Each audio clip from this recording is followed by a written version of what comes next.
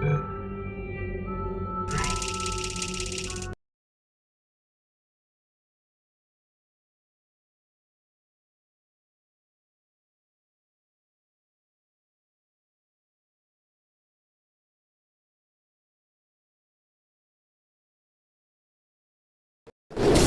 hi.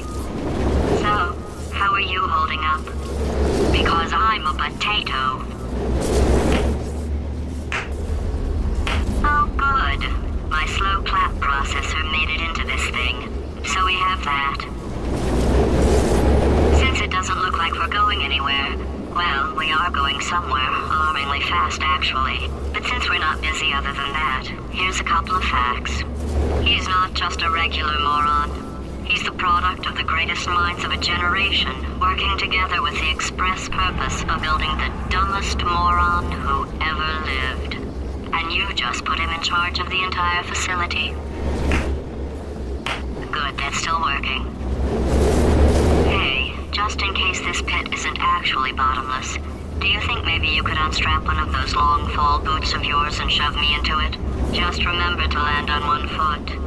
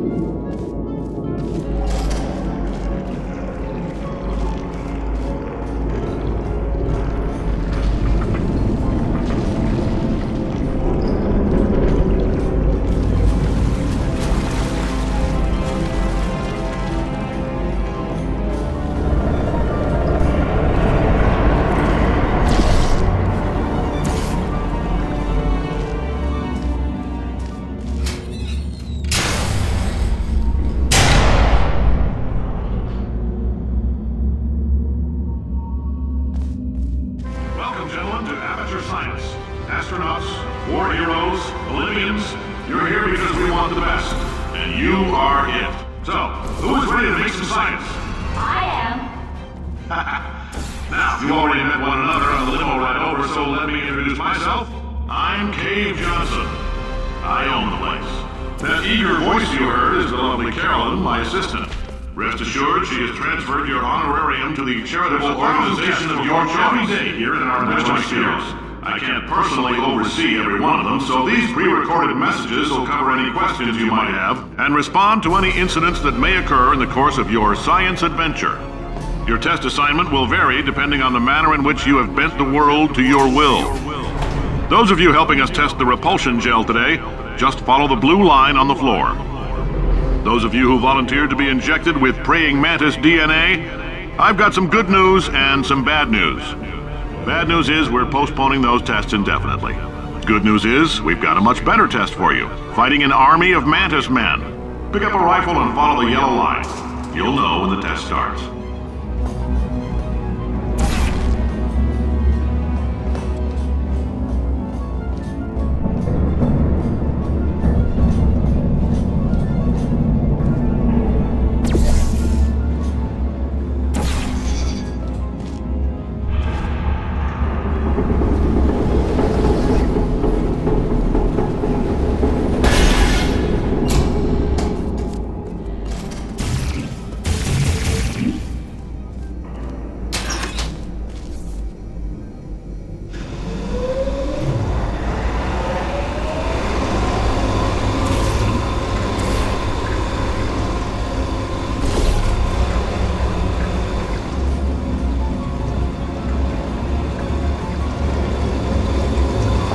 They say great science is built on the shoulders of giants. Not here. At Aperture, we do all our science from scratch. No hand-holding.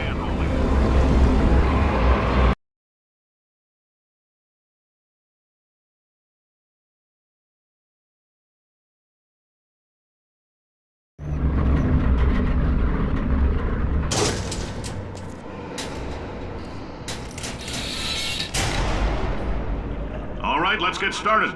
This first test involves something the lab boys call repulsion gel. You're not part of the control group, by the way. You get the gel. Last poor son of a gun got blue paint. All joking aside, that did happen. Broke every bone in his legs.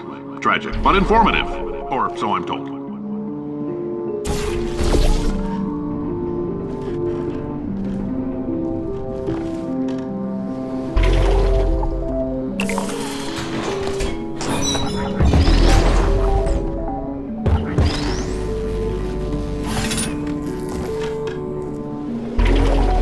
Boys just informed me that I should not have mentioned the control group. They're telling me I ought to stop making these pre-recorded messages. That gave me an idea. Make more pre-recorded messages. I pay the bills here, I can talk about the control group all damn day.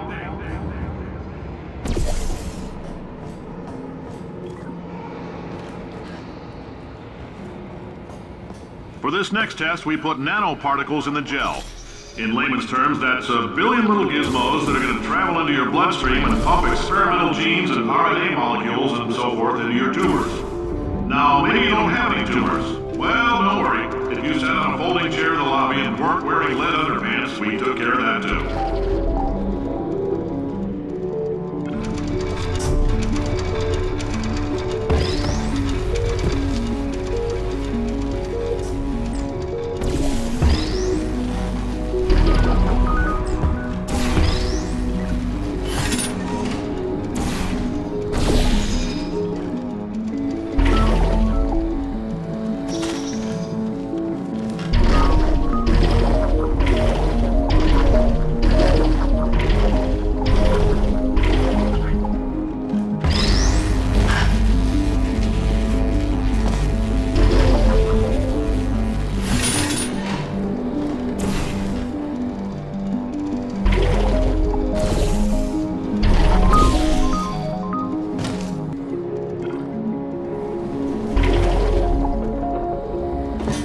Oh, in case you got covered in that repulsion gel, here's some advice the lab boys gave me. Do not get covered in the repulsion gel. We haven't entirely nailed down what element it is yet, but I'll tell you this, it's a lively one, and it does not like the human skeleton.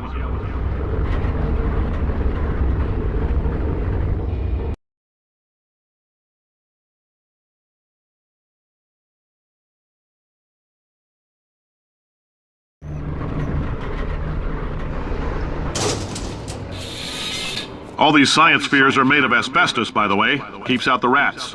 Let us know if you feel a shortness of breath, a persistent dry cough, or your heart stopping, because that's not part of the test. That's asbestos. Good news is the lab boys say the symptoms of asbestos poisoning show a median latency of 44.6 years. So if you're 30 or older, you're laughing. Worst case scenario, you miss out on a few rounds of canasta. Plus, you forwarded the cause of science by 3 centuries. I punch those numbers into my calculator, it makes a happy face.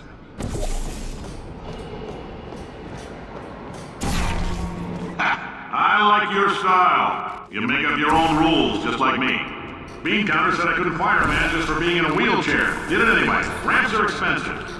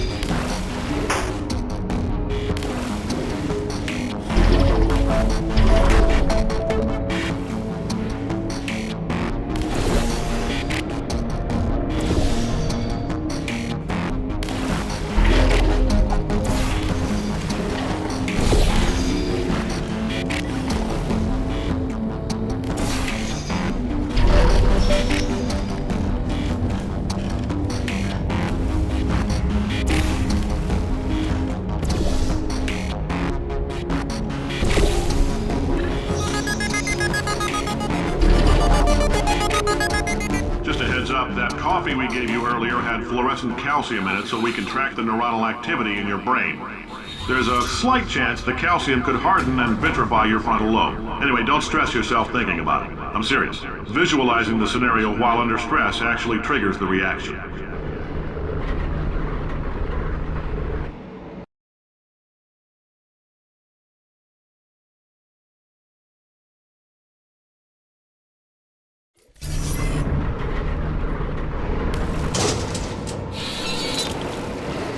Now, if you're part of Control Group Kepler-7, we implanted a tiny microchip about the size of a postcard into your skull. Most likely you forgot it's even there. But if it starts vibrating and beeping during this next test, let us know.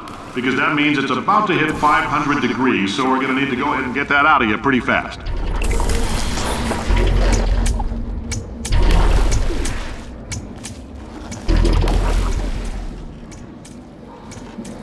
I'm telling them, keep your pants on.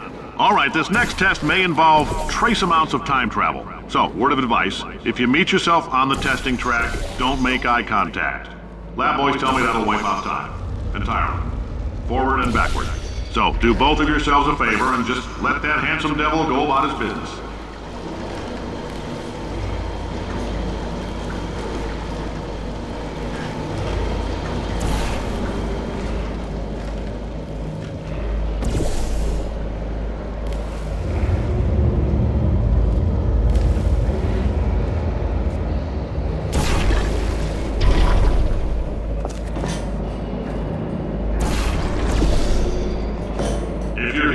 It means you're taking a long time on the catwalks between tests.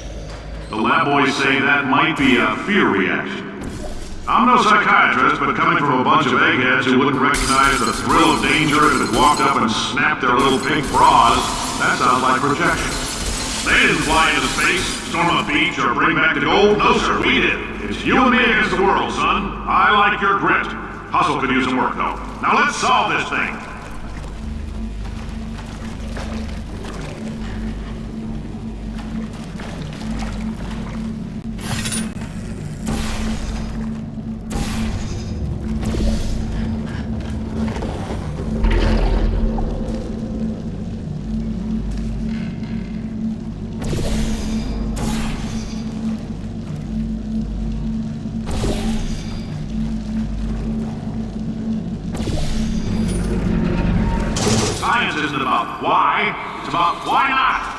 is so much of our science dangerous?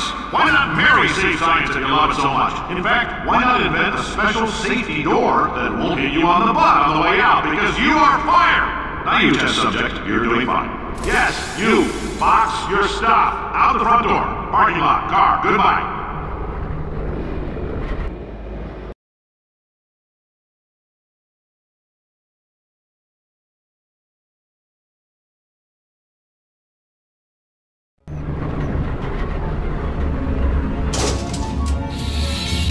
Congratulations! The simple fact that you're standing here listening to me means you've made a glorious contribution to science. As founder and CEO of Aperture Science, I thank you for your participation and hope we can count on you for another round of tests. We're not going to release this stuff into the wild until it's good and damn ready, so as long as you keep yourself in top physical form, there'll always be a limo waiting for you. Say goodbye, Carolyn. Goodbye, Carolyn. She is a gem.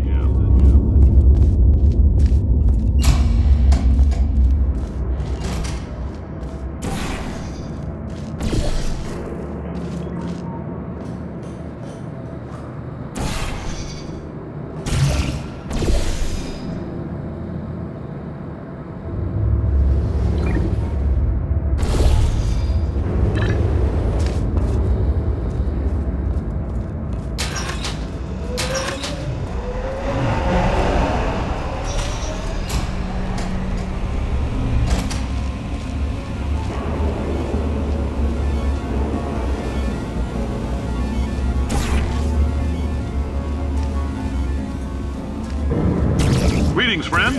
I'm Cave Johnson, CEO of Aperture Science.